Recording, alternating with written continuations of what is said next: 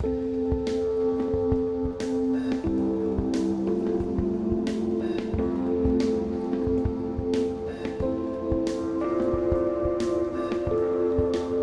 I see means anything. The reason this is so is that I see nothing, and nothing has no meaning. It is necessary that I recognize this, that I may learn to see. What I think I see now is taking the place of vision. I must let it go by realizing it has no meaning, so that vision may take its place. I have given what I see all the meaning it has for me.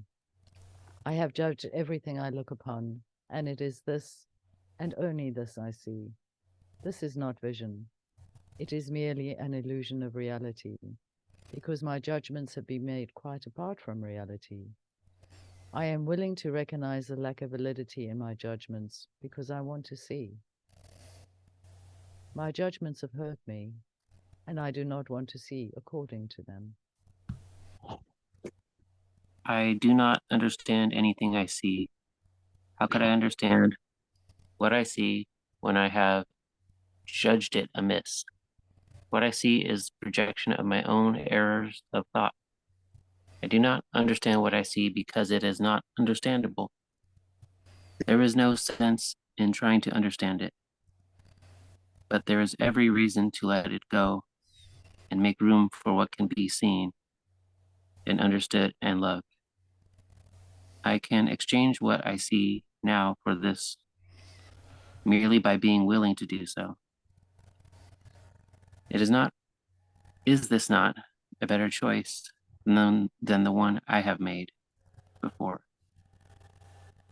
And these thoughts do not mean anything.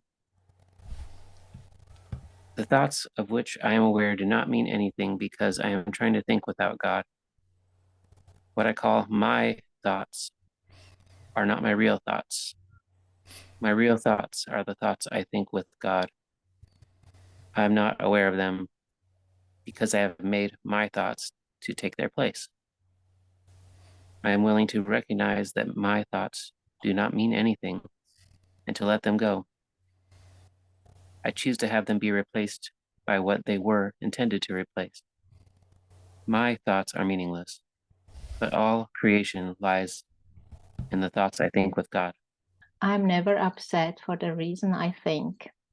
I'm never upset for the reason I think because I am constantly trying to justify my thoughts. I am constantly trying to make them true. I make all things my enemies so that my anger is justified and my attacks are warranted. I have not realized how much I have misused everything. I see by assigning this role to it. I have done this to defend a thought system which has hurt me and which I no longer want. I'm willing to let it go.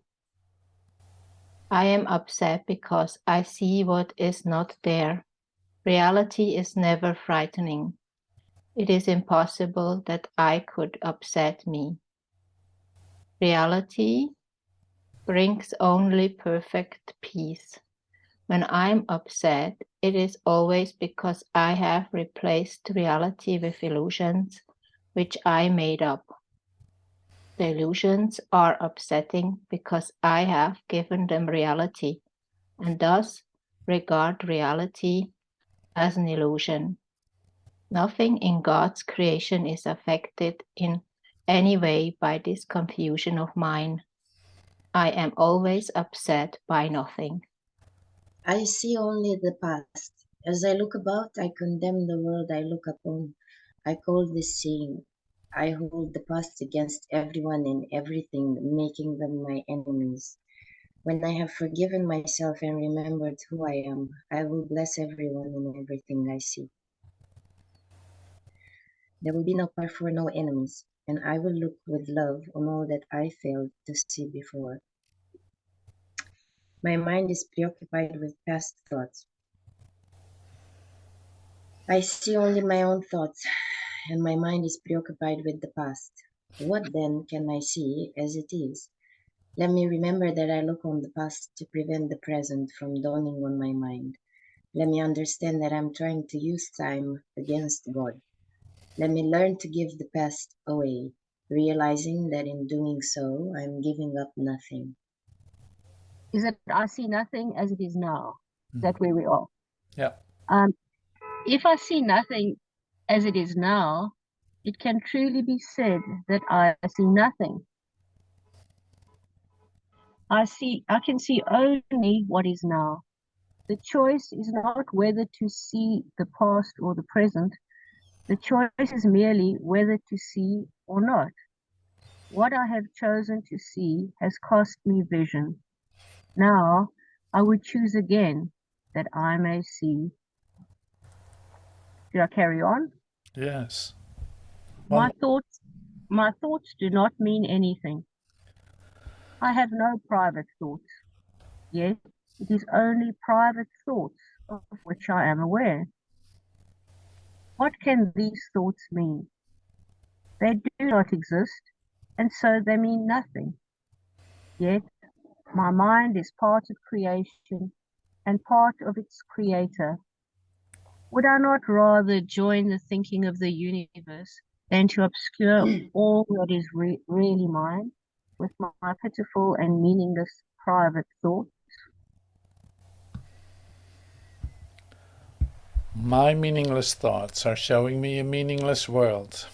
Since the thoughts of which I am aware do not mean anything, the world that pictures them can have no meaning. What is producing this world is insane, and so is what it produces. And reality is not insane, and I have real thoughts as well as insane ones. I can therefore see a real world if I look to my real thoughts as my guide for seeing. I am upset because I see a meaningless world. Insane thoughts are upsetting. They produce a world in which there is no order anywhere. Only chaos rules a world that represents chaotic thinking, and chaos has no laws. I cannot live in peace in such a world. I am grateful that this world is not real, and that I need not see it at all unless I choose to value it. And I do not choose to value what is totally insane and has no meaning. A meaningless world engenders fear. The totally insane engenders fear because it is completely undependable and offers no grounds for trust. Nothing in madness is dependable. It holds out no safety and no hope. But such a world is not real. I have given it the illusion of reality and have suffered from my belief in it. Now I choose to withdraw this belief and place my trust in reality. In choosing this, I will escape all the effects of the world of fear, because I am acknowledging that it does not exist. God did not create a meaningless world. How can a meaningless world exist if God did not create it? He is the source of all meaning and everything that is real in his mind. It is in my mind too, because he created it with me. Why should I continue to suffer from the effects of my own insane thoughts when the perfection of creation is my home? Let me remember the power of my decision and recognize where I really abide. My thoughts are images that I have made. Whatever I see reflects my thoughts. It is my thoughts that tell me where I am and what I am. The fact that I see a world in which there is suffering and loss and death shows me that I am seeing only the representation of my insane thoughts. And I am not allowing my real thoughts to cast their beneficent light on what I see. Yet God's way is sure. The images I have made cannot prevail against him because it is not my will that they do so. My will is his, and I will place no other gods before him. I have no neutral thoughts. Neutral thoughts are impossible because all thoughts have power. They will either make a false world or lead me to the real one. But thoughts cannot be without effects.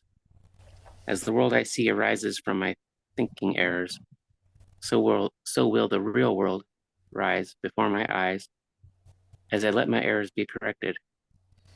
My thoughts cannot be either true or nor false. They must be one or the other. What I see shows me which they are. I see no neutral things. What I see witnesses to what I think. If I did not think, I would not exist, because life is tough. Let me look on the world I see as the representation of my own state of mind. I know that my state of mind can change, and so I also know the world I see can change as well.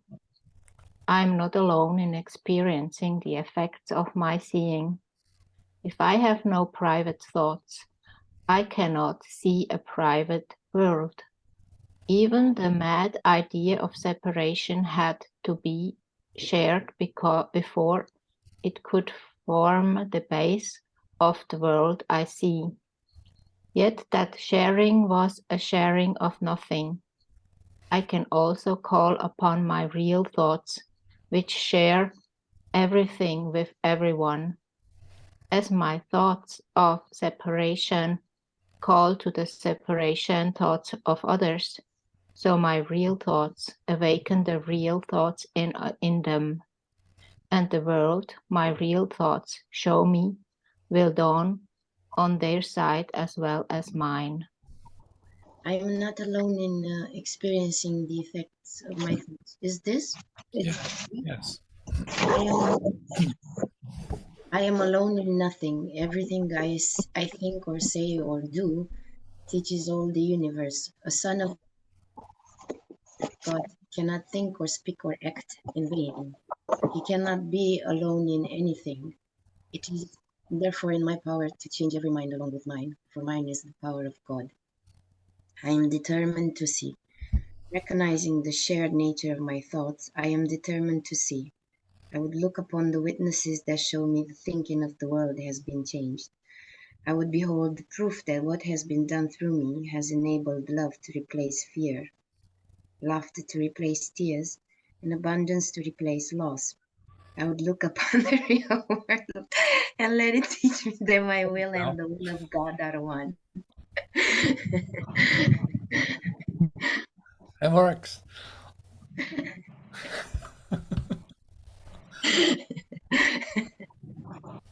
I'm determined to see things differently.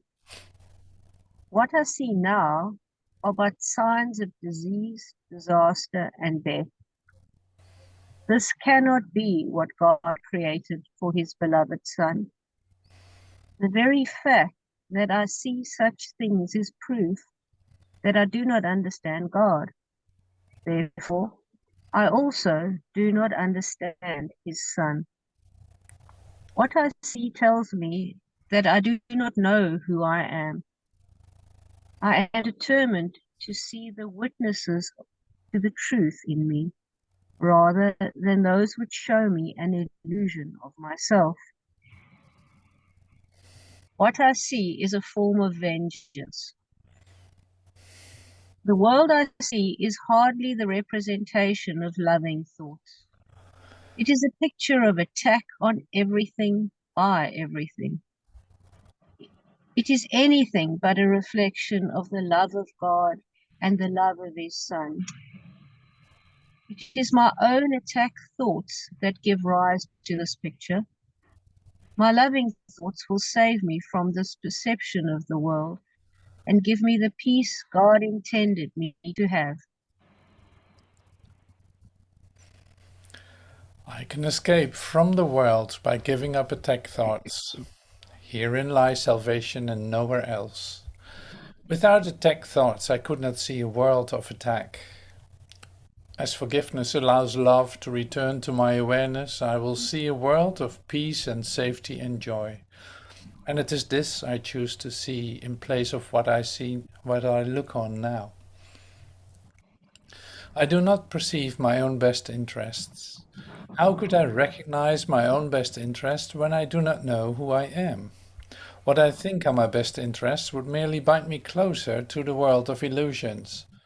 I'm willing to follow the guide God has given me to find out what my own best interests are, recognizing that I cannot perceive them by myself. I do not know what anything is for. To me, the purpose of everything is to prove that my illusions about myself are real. It is for this purpose that I attempt to use everyone and everything. It is for this that I believe that the world is for.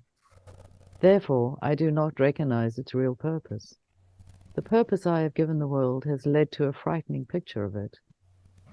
Let me open my mind to the world's real purpose by withdrawing the one I have given it and learning the truth about it.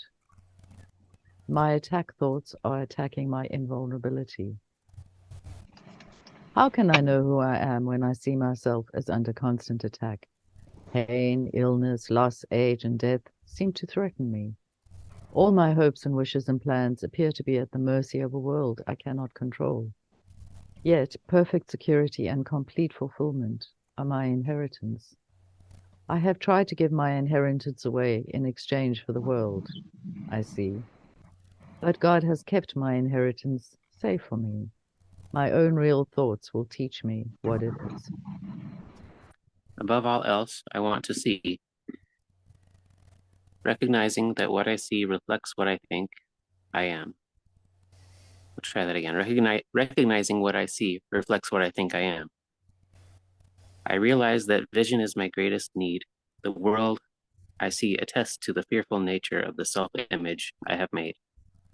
If I would remember who I am, it is essential that I let this image of myself go. As it is replaced by truth, vision will surely be given to me.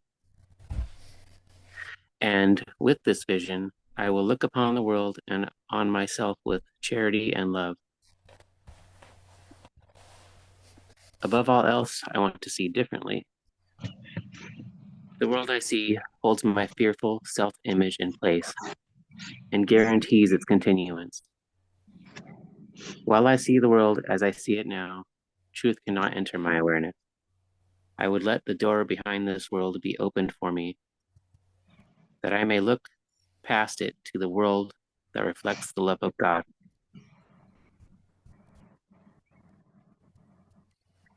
God is in everything I see. Behind every image I have made, the truth remains unchanged. Behind every veil I have drawn across the face of love, its light remains undimmed. Beyond all my insane wishes is my will, united with the will of my Father. God is still everywhere and in everything forever. And we who are part of Him will yet look past all appearances and recognize the truth beyond them all. God is everything I see because God is in my mind. In my own mind, behind all my insane thoughts of separation and attack, is the knowledge that all is one forever. I have not lost the knowledge of who I am because I have forgotten it. It has been kept for me in the mind of God, who has not left his thoughts. And I, who am among them, am one with them and one with him. I am not the victim of the world I see. How can I be the victim of a world that can be completely undone if I so choose? My chains are loosened. I can drop them off merely by desiring to do so. The prison door is open. I can live simply by walking out. Nothing holds me in this world, only my wish to stay keeps me a prisoner. I would give up my insane wishes and walk into the sunlight that left. I have invented the world I see. I made up the prison in which I see myself. All I need do is recognize this, and I am free. I have deluded myself into believing it is possible to imprison the Son of God. I was bitterly mistaken in this belief, which I no longer want. The Son of God must be forever free. He is as God created him and not what I would make of him. He is where God would have him be and not where I thought to hold him prisoner.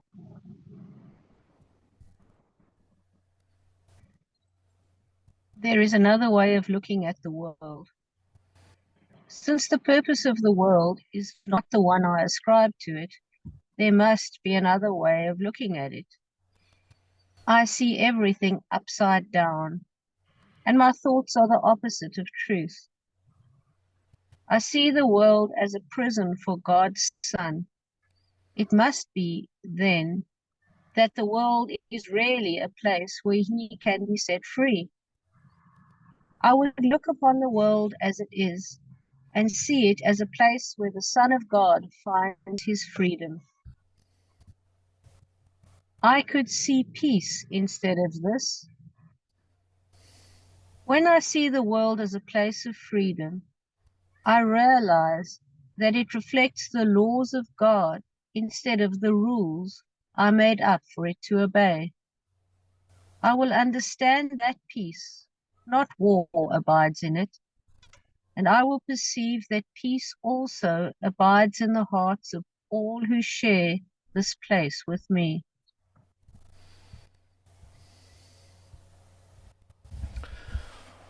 My mind is part of God's. I'm very holy. As I share the peace of the world with my brothers, I begin to understand that this peace comes from deep within myself. The world I look upon has taken on the light of my forgiveness and shines forgiveness back at me. In this light, I begin to see what my illusions about myself kept hidden. I begin to understand the holiness of all living things, including myself, and their oneness with me. My holiness envelops everything I see. From my holiness does the perception of the real world come. Having forgiven, I no longer see myself as guilty. I can accept the innocence that is the truth about me. Seen through understanding eyes, the holiness of the world is all I see, for I can picture only the thoughts I hold about myself. My holiness blesses the world. The perception of my holiness does not bless me alone. Everyone and everything I see in its light shares in the joy it brings to me. There is nothing that is apart from this joy, because there is nothing that does not share my holiness. As I recognize my holiness, so does the holiness of the world shine forth for everyone to see. There is nothing my holiness cannot do. My holiness is unlimited in its power to heal, because it is unlimited in its power to save. What is there to be saved from, except illusions? And what are illusions except false ideas about myself? My holiness undoes them all by asserting the truth about me. In the presence of my holiness, which I share with God himself, all idols vanish. My holiness is my salvation. Since my holiness saves me from all guilt, recognizing my holiness is recognizing my salvation. It is also recognizing the salvation of the world. Once I have accepted my holiness, nothing can make me afraid. And because I am unafraid, everyone must share in my understanding, which is the gift of God to me and to the world. I am blessed as a son of God. Herein lies my claim to all good and only good. I am blessed as a son of God. All good things are mine because God intended them for me. I cannot suffer any loss or deprivation or pain because of who I am. My Father supports me, protects me, and directs me in all things. His care for me is infinite and is with me forever. I am eternally blessed as his son.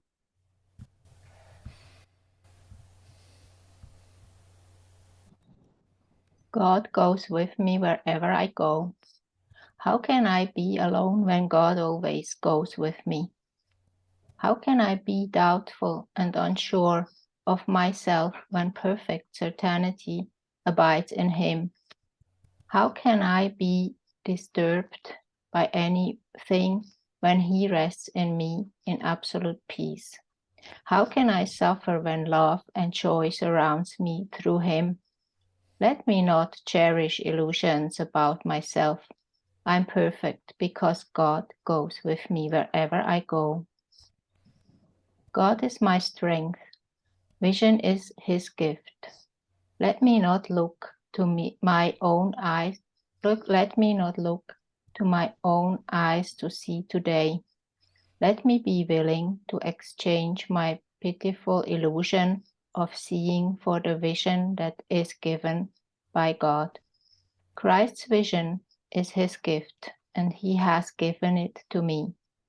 Let me call upon this gift today, so that this day may help me to understand eternity.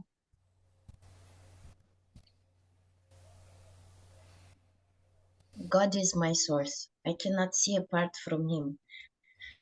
I can see what God wants me to see. I cannot see anything else. Beyond his will lie only illusions. It is this I choose when I think I can see apart from him. It is this I choose when I try to see through the body's eyes. Yet the vision of Christ has been given me to replace them. It is through this vision that I choose to see. God is the light in which I see. I cannot see in darkness. God is the only light. Therefore, if I am to see, it must be through him. I have tried to define what seeing is, and I have been wrong. Now it is given me to understand that God is the light in which I see. Let me welcome vision and the happy world it will show me. God is the mind with which I think. I have no thoughts. I do not dare with God. I have no thought apart from him, because I have no mind apart from his. As part of his mind, my thoughts are his, and his thoughts are mine. God is the love in which I forgive. God does not forgive because he has never condemned. The blameless cannot blame, and those who have accepted their innocence see nothing to forgive. Yet forgiveness is the means by which I will recognize my innocence. It is the reflection of God's love on earth. It will bring me near enough to heaven that the love of God can reach down to me and raise me up to him.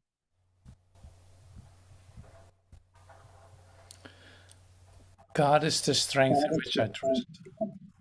It is not my own strength through which I forgive. It is through the strength of God in me, which I remember as I forgive. As I begin to see, I recognize his reflection on earth. I forgive all things because I feel the stirring of his strength in me. And I begin to remember the love I chose to forget, but which has not forgotten me. There's nothing to fear. How safe the world will look to me when I can see it.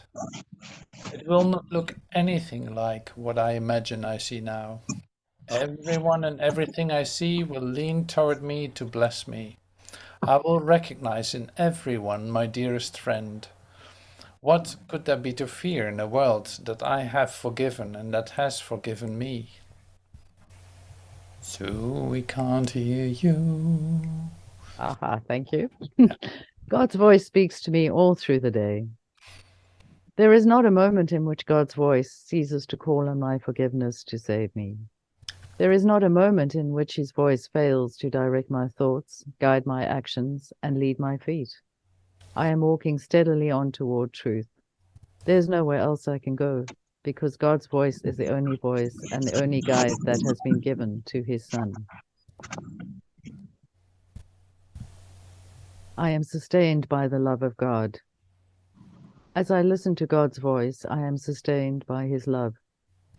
As I open my eyes, his love lights up the world for me to see. As I forgive, his love reminds me that his Son is sinless.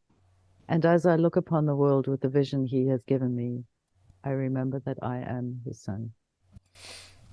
How simple is the great way to salvation? All it says is that the world you see has nothing to do with reality. It is of your own making and does not exist.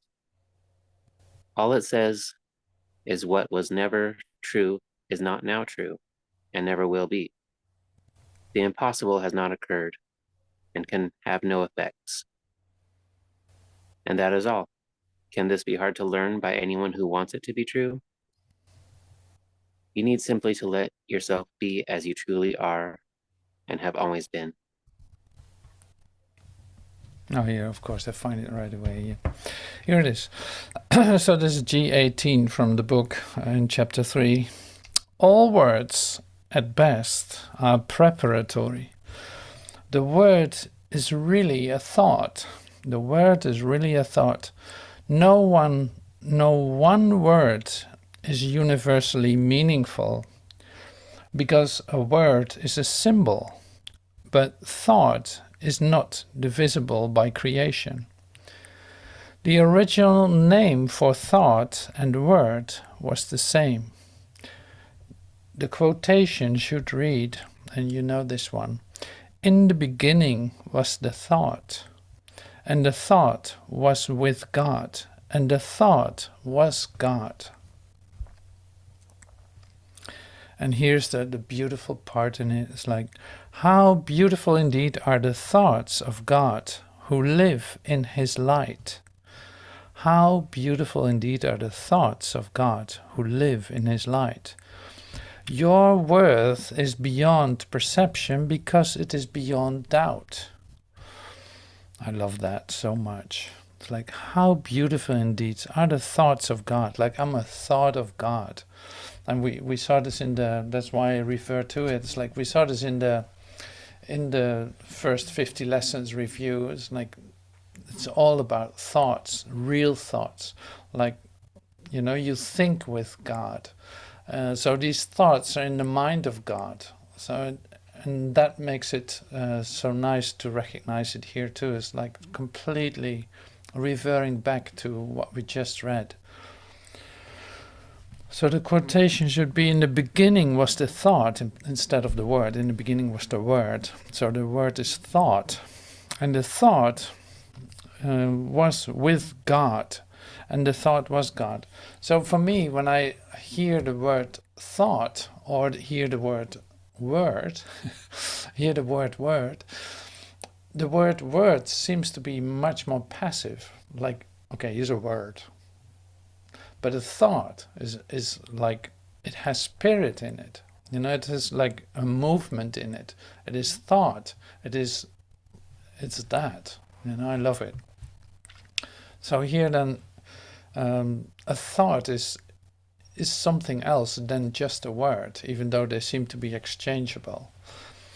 So that we in our human, say, way of looking at words, we try to categorize them, put them in a certain place, use them as labels and all this. But with a thought is not material at all. It's like spirited. It is not solid at all. You cannot grasp it really. You cannot hold it. So how beautiful indeed are the thoughts of God who live in his light. Your worth is beyond perception because it is. Your worth is beyond perception because it is beyond doubt. Do not perceive yourself in different lights. Know yourself in the one light, where the miracle, which is you, is perfectly clear. That is such a deep message. It's like, do not perceive yourself in different lights. There's one light. Know yourself in the one light. You know, in the one light. You know this one light. Don't perceive yourself in a different light. No, perceive yourself in the one light.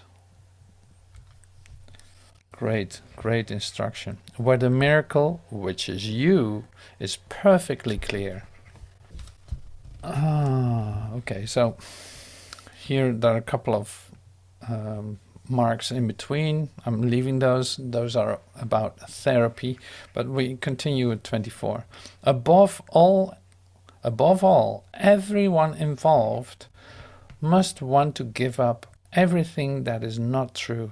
The reason for the negative emphasis here is that therapy implies something has gone wrong, even though the purpose is to correct. Those who are ill are negative. Therapy in that sense is then exactly the same as all other forms of miracle working. It has no separate laws of its own. All of the points that were given for miracles apply to therapy, because unless therapy proceeds from miracle-mindedness, it cannot heal. The therapist hopefully does have the role of being the better perceiver. This is also again hopefully true of the teacher.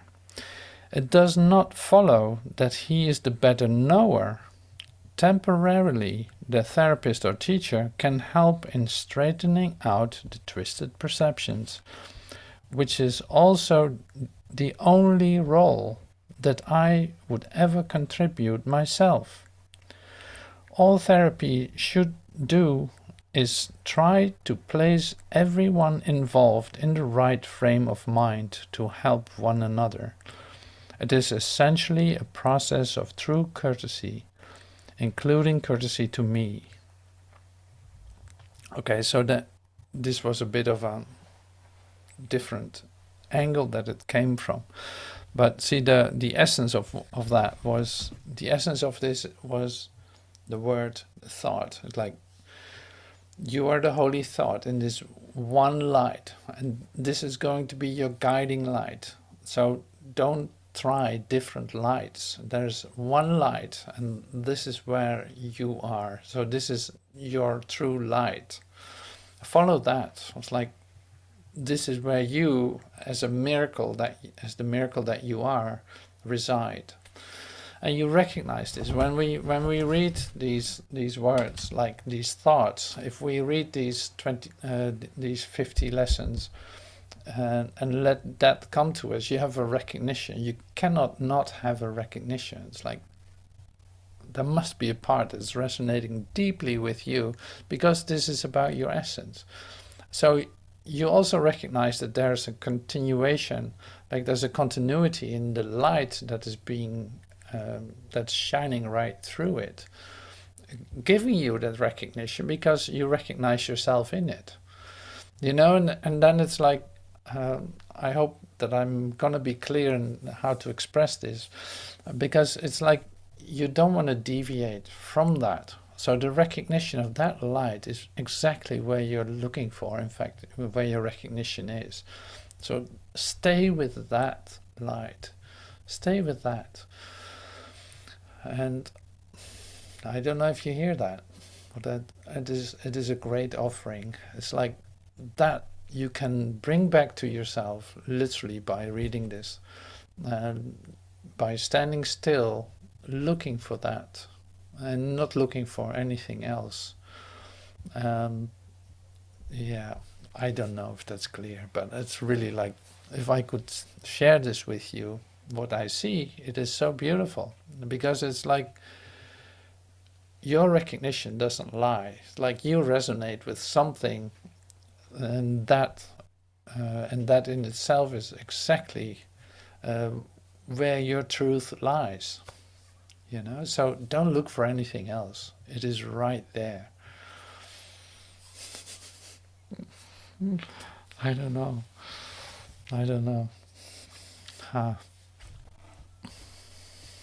So the next part that I wanted to do, and that says the last part of this moment together, is this, because it holds the idea of thoughts in it too. So this is a prayer, and then we can meditate on it for a moment, or contemplate, whatever you want to call that. So it's lesson 338. I am affected only by my thoughts. It needs but this to let salvation come to all the world, for in this single thought is everyone released at last from fear. Now he has learned that no one frightens him and nothing can endanger him. He has no enemies and he is safe from all external things. His thoughts can frighten him, but since these thoughts belong to him alone, he has the power to change them and exchange each fear thought for a happy thought of love. He crucified himself, yet God has planned his beloved Son will be redeemed. Your plan, Father, is sure, only yours. All other plans will fail, and I will have thoughts that will frighten me until I learn that you have given me the only thought which leads me to salvation. Mine alone will fail and lead me nowhere, but the thought you gave me promises to lead me home, because it holds your promise to your Son. I am affected only by my thoughts. Your plan is sure, Father, only yours. All other plans will fail, and I will have thoughts that will frighten me until I learn that you have given me the only thought which leads me to salvation. Mine alone will fail and lead me nowhere, but the thought you gave me promises to lead me home, because it holds your promise to your Son.